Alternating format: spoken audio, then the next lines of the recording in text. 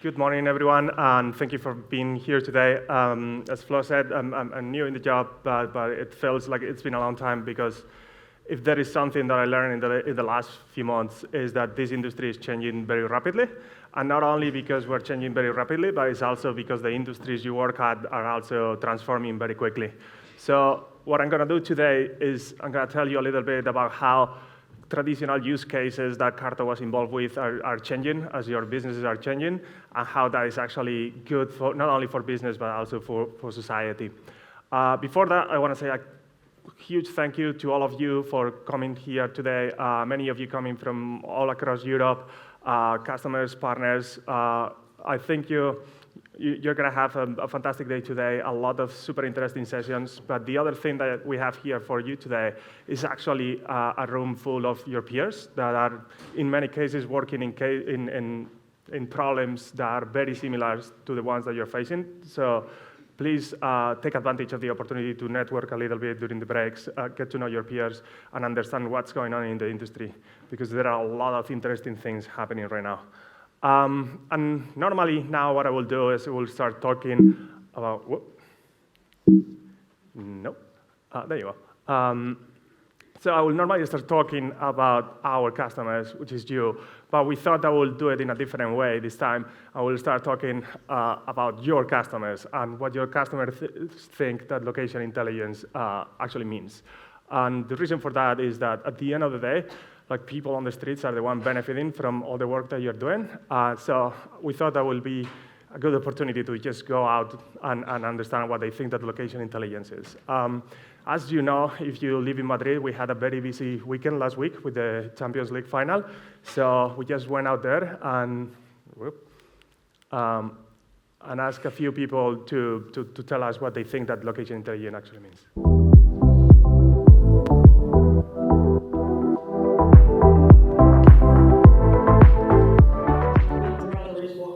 Monitoring everything you do, gathering your feedback and selling it. I mean, I've done a study, so when I'm not on social media, so it stops me on social media, it stops me from signing up for things, and sometimes it stops me uploading stuff to WhatsApp. So never getting WhatsApp, never getting Facebook, because I'm having my data stolen. I'm old, so. Is it something like the CIA? It's like a Google Maps, to know where you are, you can view where your family is, if you have the password. I think it's something like this. Yeah. We use a lot in Brazil, and also when we travel, we use a lot of GPS. What? Anything of space? When you say what location intelligence, I think about my friend Milos, because if he is intelligent, so everything is like a place in the brain that is located like intelligence. Location intelligence, maybe new techniques and biotechniques or something like that? CIA. Yeah. So, Google Maps, maybe that's something related about the location and what can you find there, but not really. I'm not sure. I think maybe whenever you can go, you can have more information about what can you expect about that place, about food, about beverage, about I don't know attractions. I would think of Google Maps. Yeah, knowing where you are. how are you? Yeah, it's totally when you can come. Maybe I would think about locating clients to make a market research. I don't really know what does it mean. Maybe to have better information and what are you gonna work in, where you get data, and try to make future movements with that information. Well, I'm quite certain that his friend Milos was a little bit intoxicated, but other than that, you heard the CIA, Big Brother. In many ways, location has become a dirty word, and I mean we all know that that's not necessarily true, but how did we end up here? The origin for that was pretty much probably Facebook and the Cambridge Analytica scandal. That was the first time a couple of years ago when suddenly the mainstream media realized that a lot of information is being tracked about you, and in some cases that information is being used in ways that are not necessarily the ways you were expecting as an end user. Then last year, there was a very commented article in the New York Times about how so many mobile apps are actually tracking your locations and sending that information to someone else without you knowing. That created a few huge scandals, particularly in the US, because in many cases that information was not being anonymized. Many of our customers actually have to deal with the same problem, and they go to great lengths to make sure that the information that we share with the public is actually anonymous, and there is no way to individually track someone. But even in some cases, when you do that, you need to be careful with the consequences. My favorite example of that is a company called Strava. Strava is a fitness app that you install on your phone, and if you work out and you go out running or biking, they will track how many miles you run and your pace and all that stuff. So last year, Strava decided to create a map anonymizing all the runs from all their users to pretty much being able to tell their customers, where are the more popular paths to just go out running. But it turns out that one avid population of users of Strava are US soldiers. And many of those US soldiers are actually deployed in secret US bases. And what happened is actually that when they published the map, they unveiled the location of many secret Army US bases, which is obviously something that you don't really want to do. There was even a case last year in the US when someone was charged with murder based on Fitbit tracking data. So you can see how the mainstream media may be thinking about Big Brother and maybe thinking about the CIA, but that is not what location intelligence is about, and that's what we're going to be talking about today. How actually location intelligence can be not only good for your business, but it also benefits society. And a very easy way to understand that is looking at the verticals that are driving the growth for the industry in the next few years. You look at smart cities, utilities, e-governance, retail, and logistics. Those are things that make pretty much our life better. And it is not only about business, it's also improving the quality of life of many of these people. So what I'm going to do now is I'm going to walk you through a few use cases in some verticals, and I'm going to show you what is the problems that traditionally we're solving with them, and how as society keeps changing, those problems keep changing, and we need to adapt to them, and our solutions and their solutions are adapting with that. You're going to see a few of these in the talks later on, but we thought that those were very interesting. The first one I'm going to discuss is retail. Retail historically has been a very strong vertical for us. We have more than 200 retail customers. Who is here working in retail? Raise your hand if that's the case. Good solid chunk. So historically, the most typical use case for retail will be site planning and site optimization, right? Like a few years ago in the UK and the US, there was this race of what is called fast casual and kind of like premium burgers and things like that. And suddenly every chain, and that's still happening a little bit in Spain to an extent, but every chain was expanding very rapidly, so helping all those people to decide what was the optimal location to open a new store. That's a very typical use case of location intelligence. Today you will hear from Julia and Xavi later on how we are actually improving this significantly by bringing third-party data streams to help you understand better how your store can perform. But that's a very typical use case that we've been working on for years. And it's not only new chains, also traditional chains obviously keep expanding and keep growing. And in some cases, it's not about expanding or anything like that. So for those of you in Madrid, you probably know already that the Gran Via is actually the street in Madrid with the most foot traffic. And it went through a huge remodeling last year and a few big stores opening in Gran Via. And what is happening now is that one side of the street has literally twice the foot traffic that the other side has. And obviously, if you have had a store in Gran Via for a while, you need to be monitoring all these trends, see how they are affecting your business, and adapt accordingly. So these use cases obviously keep happening, is something that we keep seeing, but there is something else that we're seeing right now. We're starting to see a lot of use cases that come with what is called, it's coming from the phenomenon called clicks to bricks, and those are digital native brands that start exclusively online, and at some point they decided that it's time to start opening retail locations. The first example that I have for you is a company called Everlane. Everlane is a fashion company that started 6 years ago in the US. In 6 years, they have been able to grow the revenues from 0 to more than 100 million. And a couple of years ago, the CEO went on a conference and boldly said that they will never open a retail store. And 2 years later, they already have two, one in San Francisco and another one in New York City. And the reason why they changed their mind is because they realized that it is no longer about only the revenue that they can bring, which in a store compared to the volume online, it may be marginal. It's about the whole experience. It's about making sure that your customers are actually able to enjoy your brand whenever they want and when it is convenient for them. And what many of their customers were demanding is that they wanted to be able to go to a store and do traditional shopping, try the clothes on, and do all the stuff. So they ended up opening a store in San Francisco and then another one in New York. And in these stores, you can actually not buy the clothes. What you're supposed to do, you try them on and all those things, and at the checkout, they have a row of computers. And if you want to buy something, you just place your order online, and you will receive it at home. So it's a way not to have to carry inventory in all those places. There is even a more extreme case of that. There is a company called Made.com.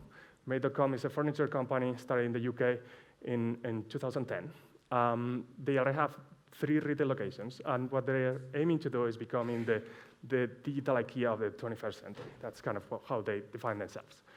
And the uniqueness of the retail locations is that it's not a traditional furniture store where you go to a big showroom and you can see everything there and it looks like a warehouse. They don't actually have real furniture there. They only have miniature versions of all the furniture. So you can go there and just touch the fabric, see how it looks. You can play around, move things around like if it was a dollhouse, but you can obviously not see the real size furniture. And at the end, you can obviously do the same thing. They have a row of computers, and then if you want to buy something, you place your order online, and you will get it at home. And the last example that I have for you is kind of quite the opposite. Nationwide is a financial institution based out of Scotland that they realized a year ago that a lot of their core demographics don't feel very comfortable doing banking online. So while all their competitors are closing branches left and right, what they decided in a bold marketing campaign was actually they committed to keep 650 branches open for the next 2 years, just to make sure that their customers will have a human they could talk to in the branch and do banking the traditional way.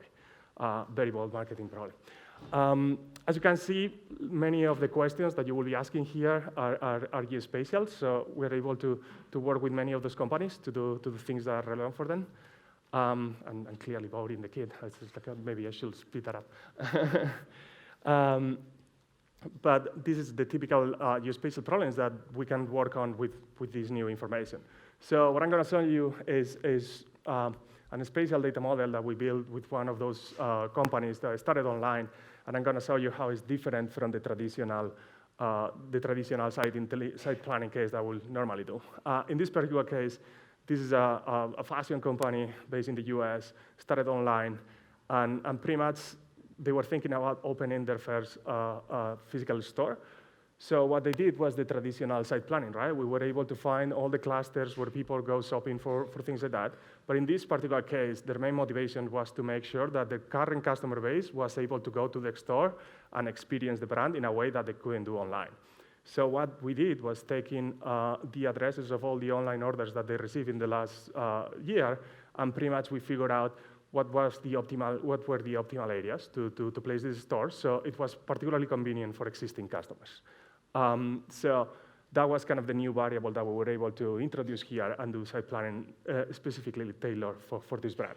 With that, we were able to identify the top locations for them in Manhattan, and with that, they went to work with the real estate company, identify an available unit, because obviously you can only open a store where there is a unit available, and they ended up opening a flagship store in New York City. It worked out really well for them, so 1 year later, they thought about doing the same thing in the city of LA, and we were able to quickly prepare the same spatial model for them, but now adapted to LA, and they opened their second flagship store in LA. It's a very interesting use case. And now I'm going to talk a little bit about the other side of the coin. When it comes to how e-commerce is changing retail, the other vertical that has been affected by that is logistics. Like first, as you know, like the number of packages keeps growing, and it's not only that there are more people buying things online, it's that the people who were already buying are buying more. So as you can see, the number of packages that are being delivered every day keeps growing very quickly, and it doesn't look like it's gonna stop anytime soon. So because of that, that creates a lot of challenges that obviously have a geospatial component. Like the most obvious one is the optimization of the routes for the delivery trucks. And there was a study last year that showed that like delivery trucks usually spend almost an hour a day just circling for parking to be able to do the deliveries. And obviously, that's not only bad for the logistics company involved in that, it's also bad for the city because it creates traffic congestion for all of us. And it's also bad for the environment because obviously those trucks are consuming gasoline and not necessarily good for the environment. So that's the typical case where being able to solve that problem with the logistics plan is good not only for that company, but also for everyone else involved. The second challenge that they are facing is that in many cases, because of what I just mentioned about those cars polluting, many of them are moving toward electrifying their fleets. So for example, IKEA is already doing all their deliveries in Shanghai using electric vehicles, and every single delivery in the cities of Paris, Amsterdam, New York, and LA will be done by an electric vehicle by the end of next year. And their plan is to completely electrify their fleet by the end of 2025. So again, that's a problem that has a lot of spatial components. Like the first obvious one is, what are the optimal locations to place my charging stations if I need to be recharging the vehicles in the middle of the day?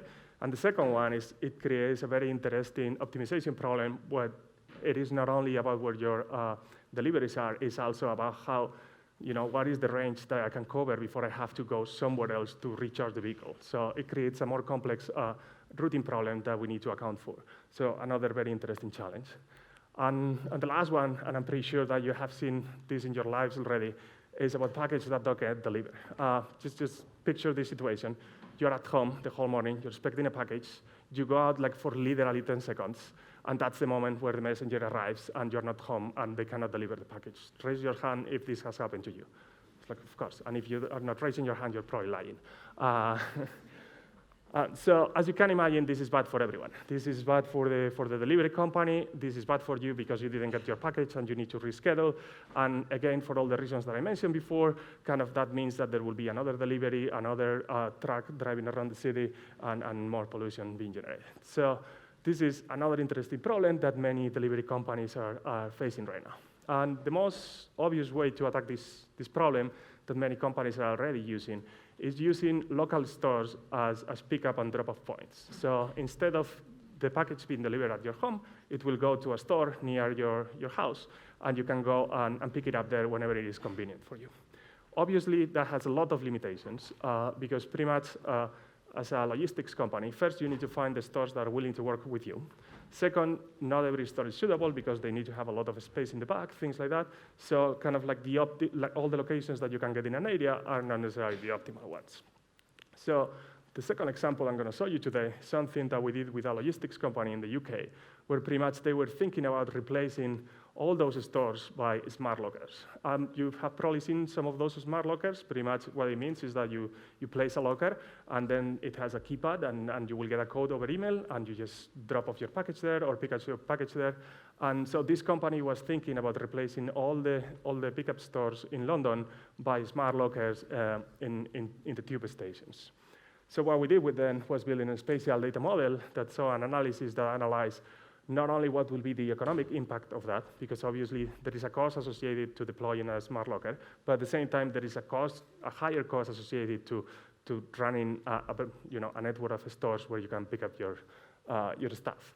So what we were able to prove with them is that this was not only more efficient economically for the brand, but also it was better for the users too, because obviously there are more tube stations. A lot of people who usually commute do it through the tube, and so you can do this when you're commuting back from work or anything like that. And so like the density of the network was much better. So this is a project that they are working on right now. Another very interesting use case that wasn't possible a few years ago. And the last one that I'm going to mention today is utilities. You're going to hear from our friends at EDP today about some interesting use cases. And utilities is a very traditional use case for GIS. Like the most typical use cases are related to incident prevention and management and churn reduction and client management and stuff like that. But this is an industry that is changing very rapidly too. And a big driver of that is what is called the rise of the prosumer, which is a mix of a consumer that now is becoming a producer of electricity too. The number of houses that are installing solar panels or any other type of renewable energy at home is actually growing very quickly.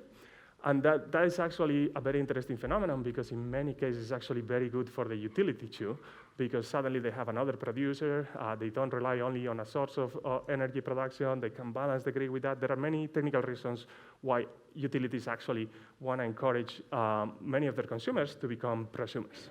But obviously there is a cost associated to installing solar panels on your house. So when you're thinking about optimizing your marketing, efforts around that, you need to be very careful on how you do that. And obviously, there are several factors that will predict if you're going to install solar panels in your house. Like one of them, fairly obvious, is how environmentally conscious you are. That's obviously a big driver. But there are many others that have a geospatial component. The first one that is fairly obvious is if you have a house that has a roof. If you don't have a house with a roof, very hard for you to install solar panels, right? The second one is if you are in a location where the weather is good enough to actually make the financial case for installing the panels. And the third one is actually very interesting, is that a big driver of people installing solar panels at their house is actually peer pressure. So if your neighbors or your social cycle are installing solar panels, you are much more likely to do it yourself. So this is a very obvious geospatial problem where we can actually help the utilities to identify what are the areas where they should be focusing their marketing efforts to make sure that they drive adoption of new technologies. And I don't need to explain you why moving people to renewable energies is good, not only for the utility, but also for society in general, right?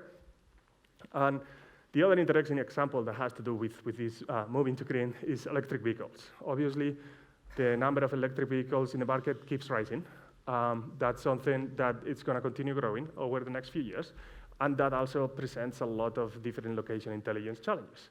Like the most obvious one is if you are a utility, is where should you deploy your charging stations? Obviously, we can help with that. We have a lot of traffic data and commuting data, and we know where people live, where people go to work. So we can certainly help with that.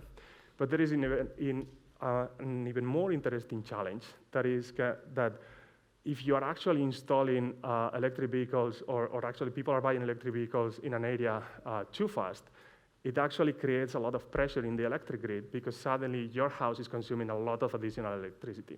So if you live in a residential area where suddenly everyone there is buying an electric vehicle at some point, that actually creates like the ability. There are power outages, there are blackouts because the grid cannot support that, and the investments required to upgrade your electric grid in the area are actually very significant. It's not something that necessarily happens overnight.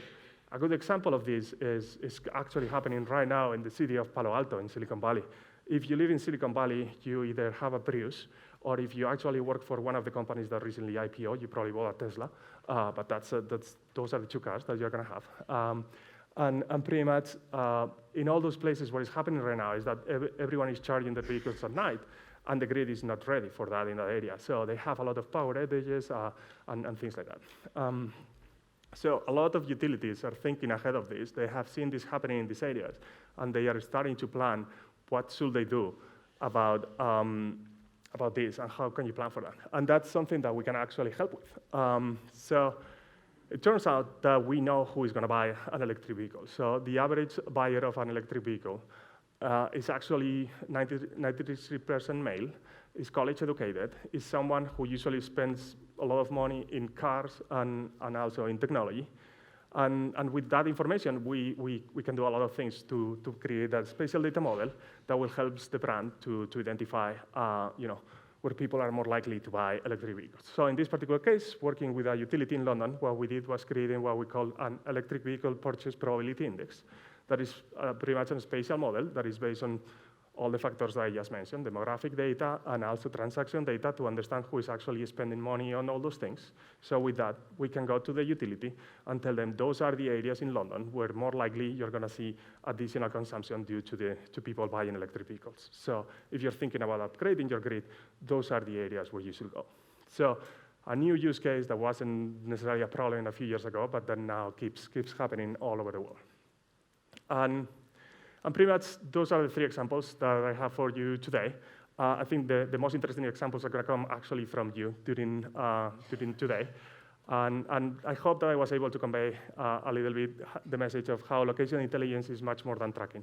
It's actually, you can actually do a lot of interesting things that are good not only for you as a company, but also for society overall, and how you can use a lot of this information to do things that benefit society overall. So just to give you a few more examples, foot traffic is something that you can use to understand where you should be placing your next store, but it's also something that you can use as a city to make the city safer during a marathon or a festival.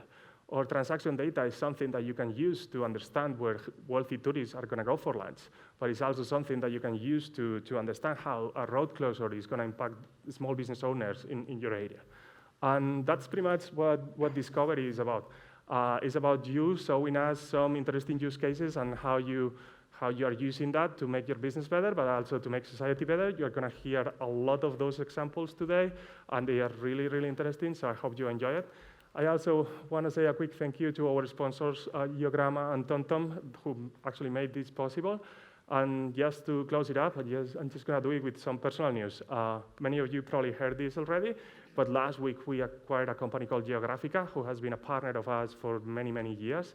Many of you have already worked with them, and the reason why we did this is twofold. Like the first one is that we saw that we will be able to serve our customers better doing that, but we also saw that if we were bringing a partner in-house, we will be able to build a better product that our partners, the rest of our partners, can use to make your lives easier. So thank you very much. Welcome to Discovery, and I hope you enjoy the day.